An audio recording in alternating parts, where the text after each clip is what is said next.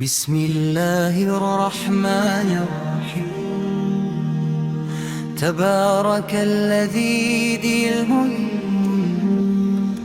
وهو على كل شيء قدير، الذي خلق الموت والحياة ليبلوكم أيكم أحسن عملا وهو العزيز الغفور.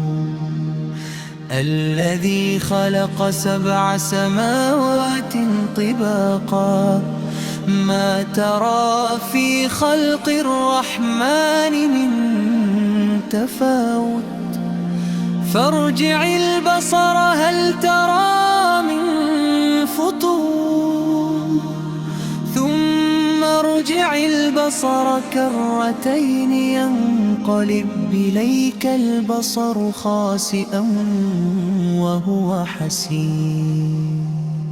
ولقد زينا السماء الدنيا بمصابيح وجعلناها رجوما للشياطين وأعتدنا لهم عذاب السعير. وللذين كفروا بربهم عذاب جهنم وبئس المصير. إذا ألقوا فيها سمعوا لها شهيقا وهي تفور، تكاد تميز من الغيظ، كلما ألقي فيها فوج سألهم خزنتها ألم يأتكم نذير؟ قالوا بلى قد جاءنا نذير، فكذبنا وقلنا ما نزل الله من شيء إن أنتم إلا في ضلال كبير. وقالوا لو كنا نسمع أو نعقل ما كنا في أصحاب السعير، فاعترفوا بذنبهم فسحقا لأصحاب السعير. إن الذين يخشون ربهم بالغيب لهم مغفرة وأجر كبير. وأسروا قولكم أو اجهروا به إنه عليم بذات الصدور. ألا يعلم من خلق وهو اللطيف الخبير.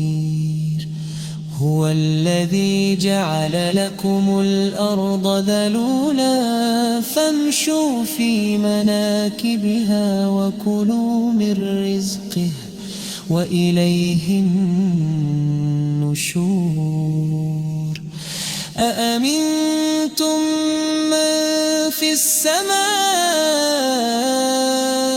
أن يخسف بكم الأرض فإذا هي تمور، أم أمنتم ما في السماء أن يرسل عليكم حاصبا فستعلمون كيف نذير. ولقد كذب الذين من قبلهم فكيف كان نكير. أولم يروا إلى الطير فوقهم صافات ويقبضن ما يمسكهن إلا الرحمن وإن إنه بكل شيء بصير. أمن هذا الذي هو جند لكم ينصركم من دون الرحمن إن الكافرون بالله في غرور. أمن هذا الذي يرزقكم إن أمسك رزقه بل لجوا في عتو ونفور. أفمن يمشي مكبا على وجهه أهدى أمن يمشي سويا على صراط مستقيم. قل هو الذي أنشدكم وجعل لكم السمع والأبصار والأفئدة قليلا ما تشكرون. قل هو الذي ذرأكم في الأرض وإليه تحشرون. ويقولون متى هذا الوعد إن كنتم صادقين. قل إنما العلم عند الله وإنما ألا